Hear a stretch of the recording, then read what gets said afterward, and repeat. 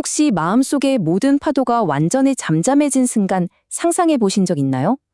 오늘은 바로 그 생각이라는 파도를 넘어서 선정, 즉 좌나라고 불리는 깊은 마음의 고요 속으로 들어가는 여정을 한번 시작해 보려고 합니다. 우리 머릿속은 정말 쉴 틈이 없죠? 끊임없이 이런 생각, 저런 생각이 떠오르고 마치 주파수가 제대로 맞지 않는 라디오처럼 계속해서 소음이 들리는 것 같을 때가 있잖아요. 바로 이 고대 지혜가 그 마음속 소음을 잠재우는 아주 구체적인 방법을 알려줍니다. 자, 함께 그 지혜 속으로 들어가 보시죠. 자, 그러려면 먼저 우리 생각이 어떻게 돌아가는지 그 기본 원리부터 살짝 들여다 봐야 해요. 고대 팔리경전에서는요, 생각의 두 가지 핵심 요소를 위타카와 위사라라고 설명합니다.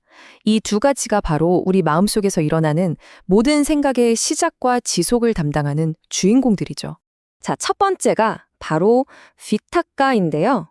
이걸 우리말로 하면 생각을 일으킴 정도가 될 것 같아요. 비유하자면 캄캄한 방에서 손전등을 들어서 어떤 물체를 탁 비추는 바로 그 첫 번째 행동 같은 거예요. 마음이 어떤 대상 쪽으로 처음 향하면서 생각이 시작되는 바로 그 순간이죠. 그리고 그 다음엔 비카라가 따라 붙습니다. 바로 생각을 지속하는 거죠. 손전등 불빛을 그 물체에 계속 비추면서 이건 어떻게 생겼지? 무슨 색깔이지? 하면서 구석구석 뜯어보는 것과 같아요. 일단 시작된 생각을 계속 붙들고 탐색하고 곱씹어보는 과정이라고 할 수 있습니다. 이 두 가지 관계가 좀 헷갈리시나요? 이렇게 한번 생각해 볼까요? 위타카가 어떤 문을 열쇠로 따고 들어가는 거라면 위차라는 그 문 안으로 들어가서 방 안을 쭉 둘러보는 행위인 셈이죠. 하나는 생각을 시작하고 다른 하나는 그 생각을 유지하고 지속합니다. 사실 이 둘은 거의 동시에 일어나서 우리가 잘 구분하지 못하지만 분명히 다른 마음의 작용인 거예요. 그러니까 정리하자면 이런 거예요. 우리 마음이 저거 뭐지? 하고 뭔가를 발견하면 거기로 딱 마음을 향하게 하고 탁 이게 비타카. 그 다음에 그걸 계속 붙들고 뜯어보는 거죠. 사마 이게 비짜라. 이게 바로 우리가 깨어있는 매 순간 경험하는 생각의 아주 기본적인 흐름입니다. 자, 그럼 이제 본격적으로 첫 번째 선정, 그러니까 초선 파타멈 자남의 세계로 한번 들어가 볼게요. 여기서 진짜 중요한 게 있는데요. 이게 생각을 억지로 멈추는 게 절대 아니라는 거예요. 오히려 생각을 아주 능숙하게 사용하는 단계에 가깝습니다. 경전에 보면 첫 번째 선정을 이렇게 설명하고 있어요. 감각적인 욕망이나 해로운 마음 상태에서는 벗어났지만 사위따감 사위차람, 즉 비타카와 비차라는 여전히 함께하고 있다고요. 마음의 고요를 향한 첫걸음은 생각을 무작정 없애는 게 아니라 오히려 유익한 생각 하나에 온전히 집중하는 것에서 시작된다는 거죠. 핵심은 바로 이겁니다. 바깥 세상의 자극적인 즐거움에서 벗어났기 때문에 바로 그 벗어남 자체에서 오는 아주 미묘하면서도 깊은 희열과 행복이 생겨나요. 이걸 피티수카라고 부릅니다. 그리고 이 기쁨이 마치 온몸을 촉촉하게 적시는 것 같은 아주 특별한 체험을 하게 되는 거죠. 이게 말로만 들으면 좀 추상적이잖아요. 그래서 경전에서는 정말 기가 막힌 비유를 하나 들어줍니다. 바로 목욕가루를 반죽하는 모습이에요. 한번 머릿속으로 그려보세요. 아주 솜씨 좋은 사람이 목욕가루에 물을 조금씩 뿌려가면서 조물조물 반죽을 해요. 그러면 물이 가루 전체에 고르게 스며들어서 안과 밖이 모두 촉촉하게 젖지만 신기하게도 밖으로 물이 한 방울도 흘러내리지 않는 완벽한 반죽 덩어리가 되죠. 첫 번째 선정의 희열이 바로 이와 같다는 거예요. 벗어남에서 생긴 그 희열과 행복이 내 몸 전체를 가득 채우고 스며들지만 넘치거나 모자람이 없는 완벽한 충만감의 상태인 거죠. 자, 이제 한 단계 더 깊이 들어가 볼까요? 생각을 도구로 사용해서 도달했던 첫 번째 단계를 지나서 이제는 그 생각마저 넘어서는 두 번째 선정, 이선, 두티암 자남의 단계입니다. 경전의 표현이 정말 명확하죠? 비타카 비차라남 후파사마. 생각을 일으키고 지속하는 게 완전히 가라앉았다고 하잖아요. 그래서 아비타캄 아비차람.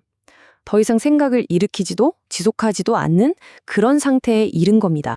여기서 정말 엄청난 관점의 전환이 일어나요. 바로 전 단계까지만 해도 분명히 유용한 도구였던 이 생각이 이젠 오히려 더 깊은 고요로 가는 걸 방해하는 아주 미세한 움직임이나 방해물처럼 느껴지기 시작하는 거죠. 마치 아주 잔잔한 호수 표면에 남은 마지막 물결처럼요. 이 놀라운 상태를 설명하기 위해서 경전은 또 하나의 정말 아름다운 비유를 가져옵니다. 바로 외부로부터 어떤 유입도 없이 스스로 가득 차오르는 깊은 호수 이야기예요. 한번 상상해 보세요. 사방 어디에서도 물이 들어오지 않는 깊은 산속에 호수가 있어요. 하늘에서 비가 내리는 것도 아니에요. 그런데 신기하게도 호수 바닥 그 자체에서 맑고 차가운 샘물이 계속 솟아나와서 그 호수 전체를 스스로 가득 채우고 있는 거예요. 참 아름다운 비유 아닌가요? 이 비유가 말해주는 핵심은 이거예요. 희열의 원천이 바뀌었다는 겁니다. 첫 번째 선정이 벗어남에서 온 희열이었다면 두 번째 선정의 희열은 집중, 즉 삼매, 사마디 그 자체에서, 다시 말해 내면의 깊은 고요함 속에서 저절로 솟아나는 거죠. 더 이상 외부 조건에 의존하지 않는 온전한 내적인 평온의 상태가 된 겁니다. 지금까지 우리는 생각의 파도를 타고 마침내 그 파도가 잠잠해진 고요한 바다에 이르는 여정을 함께 살펴봤습니다. 그렇다면 이렇게 점점 깊어지는 고요함은 과연 우리에게 무엇을 의미하는 걸까요? 이 표를 보시면 두 단계의 차이가 한눈에 들어오죠? 첫 번째 선정에는 여전히 생각이라는 미세한 움직임이 남아있고 희열은 벗어남이라는 조건에서 와요. 하지만 두 번째 선정에서는 생각이 완전히 사라진 고요 속에서 집중 그 자체의 힘으로 희열에 솟아납니다.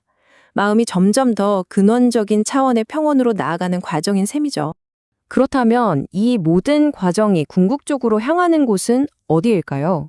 바로 우리 마음의 근원적인 불만족, 즉 두카를 소멸시키는 길을 닦는 겁니다. 생각이 만들어내는 끝없는 파도를 잠재울 때 우리는 비로소 마음의 본질적인 평화를 발견할 수 있게 되는 거죠. 이건 단순히 괴로움이 없는 상태를 넘어서 우리의 일상에 더 큰 명료함과 정서적인 안정감을 가져다 줍니다. 자, 오늘 우리는 생각의 작동 원리부터 그걸 넘어서는 길까지 살짝 엿봤는데요. 마지막으로 여러분 자신에게 한번 질문을 던져보면 어떨까요? 지금 이 순간 당신의 마음은 어디에 있나요? 쉴 새 없이 몰아치는 생각의 파도 위에서 흔들리고 있습니까? 아니면 그 파도 아래의 고요한 깊이를 향하고 있습니까?